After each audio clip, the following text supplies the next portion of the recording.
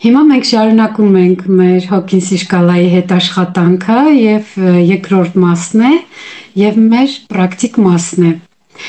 Այս մասում ես ուզում եմ ձեզ ծանոթացնեմ մարդուն բնորոշ, այս սանդղակին բնորոշ տեղակայման 3 մակարդակների հետ, որպեսզի մենք տեսնենք, թե մարդը որ մակարդակում է գտնվում եւ տեսնենք, թե որն են այդ մակարդակները եւ փորձենք մի փոքր նումերոլոգիական հաշվարկի միջոցով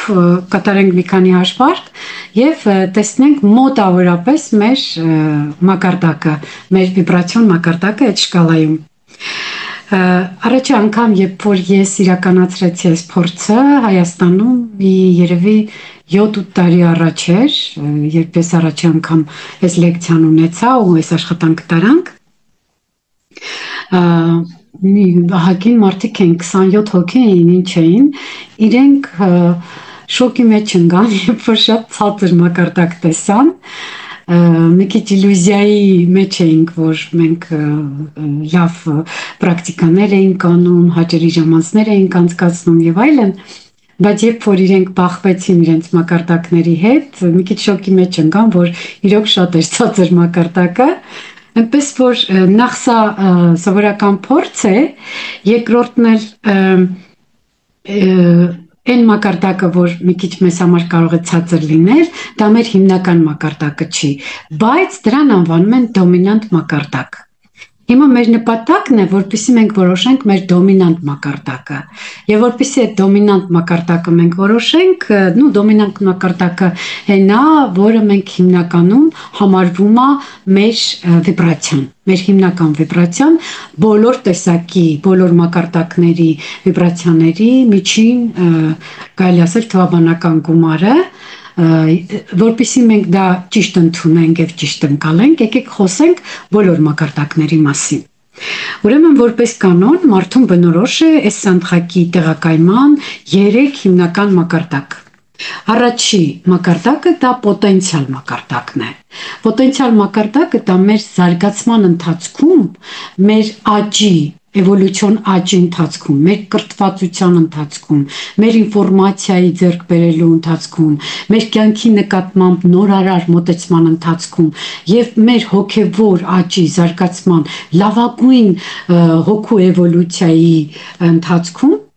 մեր այն պոտենցիալ վիճակն է, պոտենցիալ մակարդակն է, դա ինքնաճանաչման, անձնային աճի ապահովման դեպքում աշխարհընկալման եւ զարգացման ընթացքում այդ վիճակում ստացված արդյունքն է։ Սա ինչ է նշանակում, որ մենք կարող ենք հատուկ մարզանքների, հատուկ վարժանքների, հատուկ մեդիտացիաների միջոցով մենք կարող ենք ունենալ ամենաբարձրագույն մակարդակը։ Որպեսզի մենք դա ճիշտ հաշվարկենք, եկեք ազնիվորեն մենք տեսնենք, զգանք, ազնվորեն նշենք այդ մակարդակը եւ մոտավորապես տեսնենք, թե մենք ամենալավագույն կերպով, մինչեւ ինչքան այդ շկալայով, մինչև ինչքան կարող ենք գնալ։ Եկեք ես շկալան նորից միացնեմ, որպեսզի դուք այդ թվային բաներին ավելի ծանոթ լինեք։ Սա շատ կարևոր է, որ շկալան նորից միացնեմ։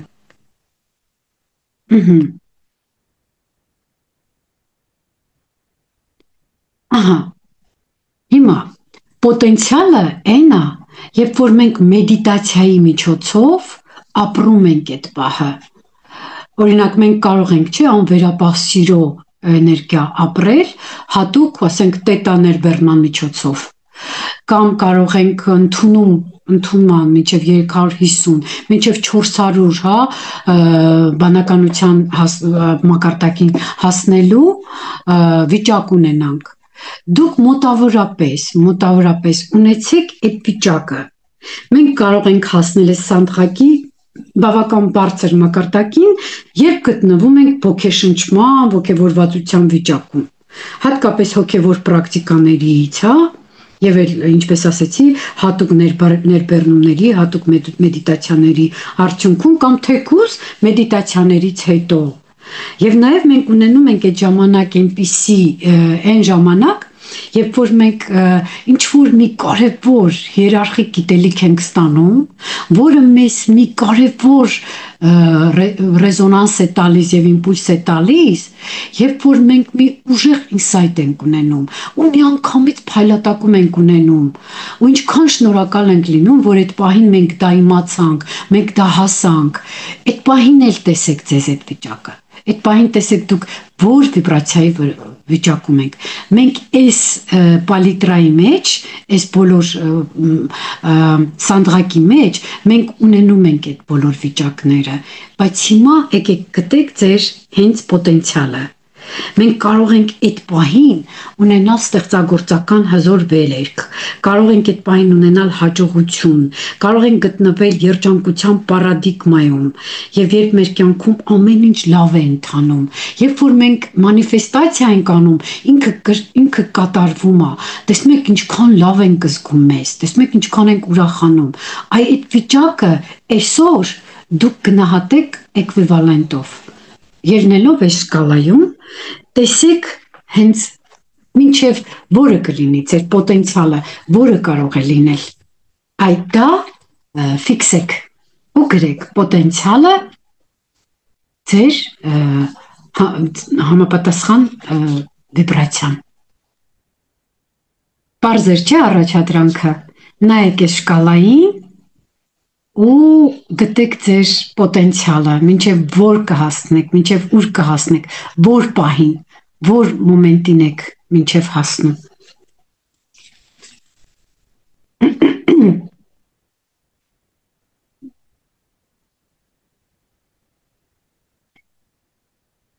Հիմա անցնում ենք երկրորդ, դիտարկում ենք երկրորդ մակարդակը, տեղակայման երկրորդ մակարդակը։ Գոյություն ունի նաև բազային կամ քրոնիկ մակարդակ։ Վիբրացիայի բազային կամ քրոնիկ մակարդակ։ Սա այն մակարդակն է, երբ որ մարդը Սա այն մակարդակն է, երբ որ մարդը լինում է այն վիճակը, որի մեջ միշտ ինքը գրտնակվում է, միշտ ինքը գրտնակվում է իր կյանքի ընթացքում, ընտրում եք ստրեսի պահը, ինչ վիճակ եք ապրում դուք ստրեսի պահին, կամ արտաքին աշխարհի հետ ունեցած դժվար փոխհարաբերությունների արդյունքում, դուք ինչ վիճակներ եք ապրում, ինչ վիճակ եք ունենում ձեր ամբողջ ամենօրվա հոգսերը իրականացնելիս, կամ ձեր կյանքում լինում է չէ մի պահ, երբ որ դուք գժտվանքով սպասում եք այդ պահին, որ անեք, վերջացնեք, ազատվեք, հա, օրինակ թեկուզ տան ու բորկան, կամ ուտելիք պատրաստելը, կամ ինչ որ մեկի համար հոգալը, նու ձեզ համար ձեր կյանքում միշտ դուք տապակվում եք դրա մեջ, հա, բայց ունենում եք ավելի ցածր վիճակ, որովհետև դա ձեզ համար մեծ էներգիա է խլում, ստրեսային վիճակ է խլում, ճիշտ փոխհարաբերությունների մեջ զարվածություն է պահանջում, հա, ասենք ընտանեկան փոխհարաբերություններում։ Դա ձեր այդ վիճակն է, որտեղ որ դուք գրտնակվում եք, այլ լավ բառը իսկականից ստրեսի, արտաքին աշխարհի հետ ունեցած դժվար փոխհարաբերությունների արդյունքում։ Հա։ Եվ հիմա եկեք տեսնենք քրոնիկական պահ, այսինքն այն առաջինը բազայինն էր, հիմա եկեք տեսնենք քրոնիկական մակարդակը։ Դա այն մակարդակն է, որտեղ մենք գտնվում ենք մեր ժամանակի մեծ մասը, մեր կյանքի, մեր ժամանակի մեծ մասը։ Ասենք մարդը ասում է, որ հենց այդ վիճակը հիմնականում իր կյանքի օրվա մեջ ամենամեծ ժամանակն է իրանից պահանջում։ Մարդկա գտնում է ապաթիայի մեջ։ Մարդկա անկապ իր համար ոչինչ չի անում։ Մարդկա ընկնում է վշտի բոստանները ու սկսում է տառապել, լացել, նայած ինչ վիճակ։ Օրինակ մարդը կարող է բարվոք վիճակում գտնվել, ասենք 200-250-ի պահերի մեջ, հա, ասենք մինչև ասենք սմել բանից խիզախությունից մինչև թեկուս ասենք չեզոքություն, հա, ենթադրենք։ Բայց ստրեսի պահին կարա միանգամից իջնի դեպի մեղքի մակարդակ կամ ապաթիայի մակարդակ եւ նույն ժամանակում մեկ ուրիշը կարող է անընդհատ լինի մեղքի մակարդակում իսկ ստրեսի պահին իջնի մինչեւ ամոթի մակարդակ, հա։ Այստեղ կարևորը այն է, թե դուք ինչպես եք վերաբերվում, հա, այդ վիճակին։ Ու ինչքան մարդու բազայինը բարձր է, բազային մակարդակը բարձր է, այնքան նա իրան երջանիկ ազգում։ Մարդը դրա համար էլ ունենում է երջանկության ավելի բարձր մակարդակ։ Իսկ որքան ցածր է, այնքան ցավոտ ու դիսկոմֆորտ վիճակում է գտնվում մարդը։ Ու հաճախ այս վիճակներից դուրս գալու համար մարդիկ գտնում են ոչ adekvat, ոչ էֆեկտիվ լուծումներ, այսինքն կախվածություն են ունենում։ Կամ արհեստականորեն բարձրացնում են իրենց վիբրացիաները։ Եթե մարդը ալկոհոլը բարձրացնում է մարդու վիբրացիան, թմրանյութն էլ է բարձրացնում, դա սուրոգատ վիբրացիա է, դա ձեր հիմնական վիբրացիան չի։ Դա ճիշտ վիբրացիա չի։ Դա չի մտնում դրա մեջ։ Օրինակ ալկոհոլը կամ նարկոտիկը, ալկոհոլը մարդու վիբրացիան կարող է 100-ից մինչև 200 բալ բարձրացնի։ Ասենք խմած մարդը ոնց է լավ տրամադրություն ունենում։ Դա սուրոգատ վիճակ է, դա նորմալ գիտակցված վիճակ չի։ Կամ նարկոտիկը մինչև 300 կարա բարձրացնի իր վիճակը։ Սա սուրոգատ վիճակ է։ Այս կախվածությունը շատ ավելի ուժեղ է, եւ քանի որ ուրիշ ոչ մի կերպ մարդը չի կարողանում բարձրացնել իր վիբրացիաները եւ զգալ այդ վիճակը, նա այդպիսի բաների է գնում։ Եթե դուք ապրում եք, ինչ ապրում եք, ինչ վիճակ ապրում եք, մի հատ մի գրեք, կարող է դուք ասենք ձեր բազայինի մեջ ապրեք համ վիշտ, համ ապաթիա, համ զայրույթ, դրանք կարող եք բոլորը գրել ու գումարել։ Հիմա հաշվում ենք ձեր դոմինանտ վիբրացիան։ Դոմինանտը այս բոլորի միջինն է։ Դոմինանտը ձեր միջին վիճակագրական վիբրացիան է ձեր կյանքի ընթացքում։ Հիմա հաշվում ենք։ Ինչ արդյունքներ որ ստացել եք, այդ շկալային նայեք, այդ բոլորը գումարեք իրար։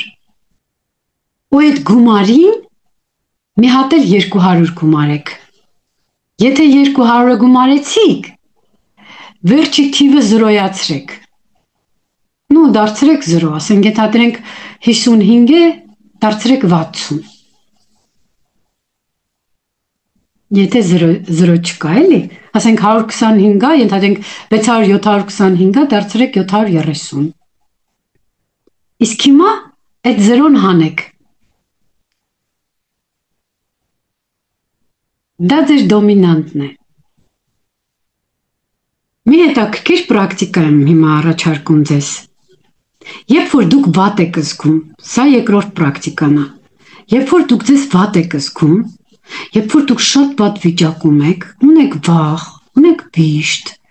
կամ զայրույթ եք ապրում, կամ ինչ-որ մի ինքնանպատակ ունեք, սրտանց ինչ-որ մի բավաշոտ բան եք ուզում, ինչ-որ վատ վիճակում եք գտնվում, նայում եք այս բանին, շկալային եւ գտնում եք էկվիվալենտը։ Ասենք, ենթադրենք հավասարը ապաթիայի կամ դեպրեսիայի, կամ մեղքի զգացում եք, կամ պազորի մեջ եք, հա, ամոթի զգացում եք ունենում։ Այնքան ա եղել, որ ասենք մենք լրիվ ինչպես ասում ենք գետինն ենք մտել, դες մոմենտ ենք ունենում, այդ պահին մենք ունենում ենք այդ վիճակը։ Հենց որ դուք այդ պահին ունենում եք այդ վիճակը, նայեք այս շկալային, գտեք հենց այդ վիճակը, որտեղ եք, որ վիճակում եք։ Իսկ հիմա պատկերացրեք, որ Ինչ վիճակի եք ուզում հասնեք, երբ որ դրանից ազատվեք։ Այս շկալայի մեջ որ վիճակում եք ուզում հասնեք, եթե դրանից ազատվեք, նշեք ձեր ուզած վիճակը, ասենք ուզում եք 500 անցնեք, ուզում եք վերապահսեր ապրեք, 500 պլյուս, ուզում եք ուրախություն ապրեք, ինչ ուզում եք ընդունումը լինի, ուզում եք չեզոքություն ապրեք, որ վիճակն եք ուզում ապրեք, նշեք այդ, ունեք երկու ցուցանիշ, ասենք մեկը 20-ն է, մեկն էլ ասենք 400-ն է ենթադրենք, կամ 300-ն է, կամ 540-ն է, որը ուզում եք ապրեք։ Հիմա ես փոխեմ։ Հիմա սա շատ հետաքրքիր թերապևտիկ մոմենտ է, ուշադիր նայեք։ Գտնում եք ձեր այդ վիճակը, ավելի ճիշտ դուք, երբ որ դուք ձեր երանելի վիճակն եք ընտրում, դուք մի հատ էլ ապրեք այդ վիճակը, ոնց որ ասում են մանիֆեստ արեք ձեզ, որ այդ վիճակը ապրեք, կամ ոնց որ ստացվում է, օրինակ ես միշտ, երբ որ ուզում եմ, որ ենթադրենք հասնեմ սիրո զգացման, ես մի հատ իմ մեջ այդ սիրո զգացումը ապրում եմ, բայց որպեսզի լրիվ ազատվեմ այդ տրավմայից կամ այդ վիճակից, սկսում եմ աշխատել դրա հետ։ Ուշադիր նայեք ձեր ծանր վիճակը եւ նրա դիմացը կա ուղղորդող երարխիկ հարց։ Եթե մենք ամոթի վիճակում ենք, մենք կամաց այդ ինիցիացիաները ապրում ենք։ Մենք կամաց էմպիրիկ ճանապարհով, այս վիբրացիայի շկալայով բարձրանում ենք դեպի վեր, դեպի մեր ուզած ապրումը։ Ու ապրում ենք կամաց։ Երբ որ մենք մեր մարմնի մակարդակում դրանք կամաց ապրում ենք ու այդ աստիճանական կերպով այդ ինիցիացիաները անցնելով գնում ենք, դա մի հզոր տրանսֆորմացիոն աշխատանք է, սա մի թերապևտիկ աշխատանք է, որով այս շկալան մեզ համար կատարում է ինչ-որ մի վիրահատական աշխատանք։ Օրինակ, ենթադրենք մենք ամոթի զգացում ենք ունենում։ Հենց մենք ամոթի զգացում ենք ունենում, մենք նայում ենք նրա կողքի հարցը։ Ինչու՞մ եմ ինձ մեղադրում։ Հարց տվեք ձեզ։ Ես ինչու՞մ եմ ինձ մեղադրում։ Երբ որ մեղքի զգացում ենք ունենում, ասում ենք ինչի հետ չեմ կարողանում հաշտվել։ Եվ ապրում ենք այդ զգացումը։ Երբ մենք կարողանանք այս բոլոր զգացումները, այդ ինիցիացիաներով ապրել, բարձրանալ դեպի մեր զգացումը, դա նշանակում է, որ մենք մեր այս ճանապարհին բոլոր տեսակի մեր ներսում, անգիտակցականում մնացած օպտիմ բոլոր տեսակի ոչ կառուցողական էմոցիաները օպտիմ նեյտրալիզացնում ենք, տրանսֆորմացնում ենք, որովհետև հենց որ մենք ուզում ենք մի քիչ առաջ գնանք, գնում ենք դեպի մեր երազած վիճակը, ապրում ենք մեղքի զգացում։ Ասում ենք, ինչի հետ չեմ կարողանում հաշտվել։ Երբ որ մենք ուզում ենք էլի դրանից էլ վերև գնանք, ապրում ենք դեպրեսիա կամ ապաթիա։ Այստեղ նորից հարց ենք տալիս, ինչու եմ այսպես տանջվում ու տառապում ես, ինչի համար էր այսքանը։ Եվ երբ մենք մտածում ենք տառապանքի մասին, մենք ապրում ենք վիշտ։ Եվ հենց այդ պահին ասում ենք, ինչից եմ ես վախենում։ Եվ անցնում ենք վախին։ Երբ վախի վիճակում ենք զգում, մենք այդ հարցին պատասխանում ենք կամաց, ասում ենք, ինչ եմ ես անհագորեն ուզում և տենչում, ինչի եմ ես ձգտում։ Երբ որ այդ հարցին էլ ենք պատասխանում, գնում ենք այդ վիճակը, հետ ցանկության, վավաշոտության վիճակն ենք գնում, հասնում ենք 125-ի։ Հետո ասում ենք, այս պահին ես ում վրա եմ զայրանում, ում վրա եմ ջղայնացած։ Երբ որ այդ հարցին եք պատասխանում, հասնում եք 150-ին։ 150-ին հենց հասնում եք, ասում եք, ումից եմ ուզում լինել ավելի լավ, ավելի բարձր եւ ավելի առավել։ Դուք անկեղծորեն ասեք, դուք ես խաղն եք խաղում, դուք ես կինոյի մեջ կատարում եք այդ դերը, արեք այդ դերը, մտեք այդ դերի մեջ, գնացեք վերև։ Դուք մեկա պետք է հասնեք ձեր ուզածին, բոլորը ապրեք, բոլոր հարցերին պատասխանեք, այնքան նոր ինսայթներ կունենաք, դուք չեք պատկերացնի։ Եվ մինչև խիզախություն, հա, ուրիշ ինչ տարբերակներ ունեմ փոխվելու համար։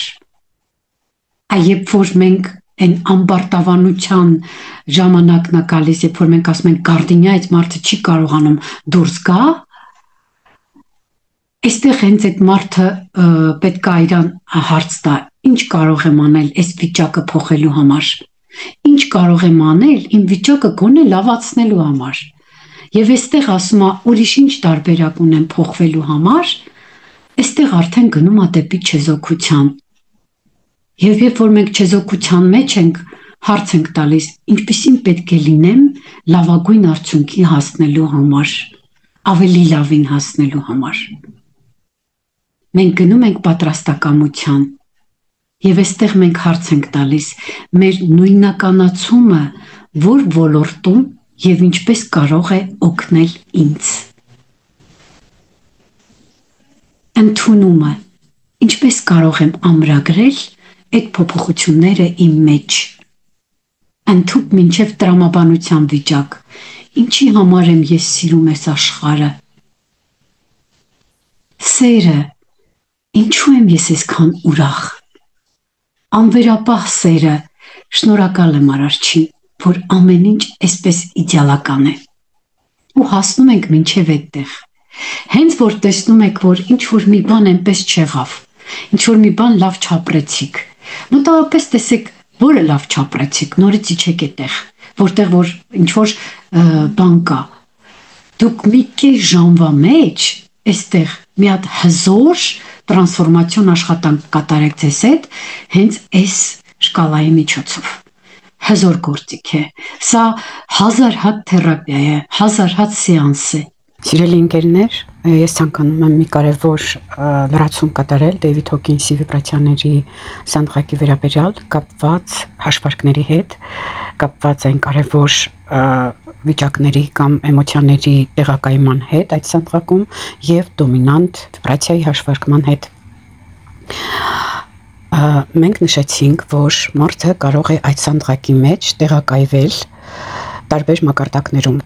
եւ իր կյանքի ողջ կյանքի ընթացքում մարդը այդ սանդղակում հիմնականում ավելի կոնկրետացված կերպով ունենում է ապրման կամ տեղակայման 3 մակարդակ։ Դա բազային մակարդակն է, դա քրոնիկ մակարդակն է եւ պոտենցիալ մակարդակն է։ Եվ նշեցինք, որ պոտենցիալ մակարդակը դա այն ամենաբարձր մակարդակն է, որը ինքը կարող է ունենալ իր կյանքի ընթացքում լուրջ հոգեբանական, մեդիտատիվ, ոգեշնչվող, սուգեստիվ տարբեր մեթոդներ կատարելիս եւ բարձրացնել իր վիբրացիաները այդ մակարդակում շատ բարձր վիճակի։ Իհարկե կարող են լինել մարդիկ, ովքեր շատ բարձր թրթիռների տեր են եւ նրանք կարող են արդեն նման բարձր մակարդակները դարձնել քրոնիկ վիճակ։ Սա շատ ավելի բարձր թրթիռներ ունեցող մարդիկ են, ովքեր օրվա մեծ մասը ապրում են անվերապահ սիրո էներգիաներ, այսինքն։ Բայց եկեք կոնկրետ միջին վիճակագրական մարդու համար առանձնացնենք այս վիբրացիաները եւ տեսնենք, թե ինչպես ենք մենք հաշվում այդ վիբրացիաները եւ ինչպես ենք մեզ տեսնում հենց այդ տեղակայման գրաֆիկի մեջ, այդ սանդղակի մեջ տեղակայման ձևով։ Ինչպես ասացինք, պոտենցիալը մեր ամենաբարձրագույն վիբրացիոն մակարդակն է, որը մենք ինչ որ մի ձևով, տարբեր ձևով, հա, տարբեր մեթոդներ կիրառելով կարող ենք, այսինքն մեր մարմինը, հա, մեր հոգեկանը, մեր հոգեկան ուժը, կենսական ուժը մեզ հնարավորություն է տալիս ունենալ առավել բարձր ցուցանիշ այդ վիբրացիոն շկալայով, որը մեզ համար ամենաբարձրագույնն է։ Սա պոտենցիալ ցուցանիշն է։ Իսկ բազայինը Բազայինը մենք արդեն ասացինք, որ դա մեր ամենօրվա հոգսերի հետ կապված, ամենօրվա մեր խնդիրների հետ կապված, մեր ամենօրվա խնդիրների հետ բախվելով, մեր հիմնական այն էմոցիաներն է, որը մենք կրում ենք եւ կրտնակվում ենք մեր ամենօրվա կյանքի ընթացքում, որպես կարևոր խնդիր, որպես լուրջ աշխատանք, որպես դժվարությունների հաղթահարում, հա, դա հենց այն բազայինն է, որը մենք միշտ ունենում ենք մեր կյանքում։ Քրոնիկը յուրահատուկ վիճակ է։ Քրոնիկը դա այն է, երբ որ մենք կարող ենք օրվա ընթացքում ունենալ տարբեր ապրումներ, տարբեր էմոցիաներ։ Դրա համար քրոնիկ վիճակի հաշվարկը մի քիչ ավելի յուրահատուկ է եւ ինչպես ենք դա հաշվարկում։ Եթե բազայինը եւ պոտենցիալը կարող ենք մենք մեկ հաշվարկով մարմնավորել, ապա քրոնիկը մենք կարող ենք քրոնիկի համար կարող ենք ունենալ տարբեր ցուցանիշներ, ինչի, որովհետեւ մենք կարող ենք մեր օրվա ընթացքում, մեր կյանքի ընթացքում օրվա մեջ ունենալ ստրեսային պահեր։ Հաշվարկում ենք, գտնում ենք մեր ստրեսի պահին ինչպիսի էմոցիաներ ենք ապրում, մեր այն բավարարված պահին, մեր առօրյա խնդիրները լուծելուց հետո ինքնաբավ պահին, այն հաղթանակած պահին, օրվա պլանները կատարելու, օրվա հաջողությունները վայելելու, նվաճումներ ունենալու պահին մենք ինչ վիբրացիաներ ենք ապրում։ Եվ դա կարող է լինել մի քանի ցուցանիշ, հա, այսինքն ամեն մարդու համար դա անհատական է, որովհետև նա կարող է մոտավորապես միջին չափով հաշվարկել, թե ինքը օրվա ընթացքում ինչպիսի տատանումներ կունենա վիբրացիաների, ասենք որ պահին, որ վիբրացիան կարող է ապրել, այսինքն օրվա մեջ դուք ինչքան տատանումներ կունենաք ձեր կյանքի տարբեր պահին, ստրեսի, ուրախության, բավարարվածության, պրակտիկաների պահին, հա, ասենք այդ բոլոր վիբրացիաները ընդգրկում եք քրոնիկի մեջ եւ ընտրում եք դրանց միջին հաշվարկը։ Նո միջին հաշվարկը դուք կարող եք ընտրել թվային էկվիվալենտները գումարելուց եւ բաժանելով միջին հաշվարկը բաժանում ենք այն թվի վրա, քանի վիբրացիա դուք ընտրել եք ձեր օրվա ընթացքում անցկացված էմոցիոնալ վիճակների քանակով։ Ասենք ենթադրենք այսօրվա մեջ ունեցել եմ հիմնականում քրոնիկ 3 վիճակ։ Մեկը ունեցել է շատ ուժեղ բավարարված վիճակ, երբ ինչ որ մի իրողություն է կատարվել, մեկ մի ժամանակ ունեցել եմ նեյտրալիտետի վիճակ, այսինքն դրանք մոտավորապես ավելի հաճախ կրկնվող, ավելի քրոնիկ վիբրացիաները, որը մենք մեր կյանքում ունեցել ենք։ Մյուսը կարող է լինել ստրեսի պահը, երբ ես ունեցել եմ ստրեսի պահ եւ ընկել եմ ավելի ցածր վիբրացիաների մեջ, ապրել եմ անտարբերություն, վիշտ եմ ապրել, ցավ եմ ապրել, ամոթ եմ ապրել եւ այլն։ Այս բոլորը քրոնիկի մեջ է մտնում եւ այդ բոլորը մենք գումարում ենք եւ բերում ենք միջին թվաբանական ցուցանիշի։ Ընտրում ենք այդտեղ արդեն այդ վիբրացիան։ Եվ հիմա ուզում եմ ձեզ ներկայացնել դոմինանտը ինչ է նշանակում։ Ամեն դեպքում մենք յուրաքանչյուրս ապրում ենք հիմնականում այդ 3 տեղակայման վիճակները գրաֆիկի մեջ մեր կյանքի ընթացքում, բայց դոմինանտը յուրահատուկ հաշվարկ է։ Դոմինանտը ավելի կայուն, ավելի ընդհանուր եւ ավելի խորքային վիբրացիա է, որը հատուկ է մարդկանց եւ ինչպես այս հաշվարկի հեղինակը, այս պրակտիկայի հեղինակը, անունը չեմ հիշում ճիշտն ասած, Կավալովն է, նա միշտ կրկնում էր եւ ասում էր, որ դոմինանտ վիճակը դա մարդու անընդհատ ապրման վիճակը չէ։ Դոմինանտ վիճակը նա իսկապես վիճակ է, ոչ թե էմոցիա է։ Եթե հիշում եք, ես նշել եմ էմոցիաների եւ վիճակների մասին, որ էմոցիան էլի իր բնույթով ոչ կայուն վիճակ է, որովհետեւ էմոցիան եթե երկարում է, դա վտանգավոր է։ Էմոցիան եթե ապրում ենք, նա անպայման պետք է դառնա վիճակ։ Այ մենք էմոցիան ապրում ենք մեր ողջ կյանքի ընթացքում եւ ունենում ենք, ասենք, քրոնիկ էմոցիաներ եւ ունենում ենք մեր կյանքի, մեր անհատական վիճակը։ Իսկ դոմինանտ վիճակը ուրիշ հաշվարկ է այն առումով, որ այն բնութագրում է ընդհանուր ոչ թե մարդու հիմնական վիճակը, ոչ թե քրոնիկ պոտենցիալ եւ բազային վիճակը, այլ ավելի կայուն, ավելի խորքային, ավելի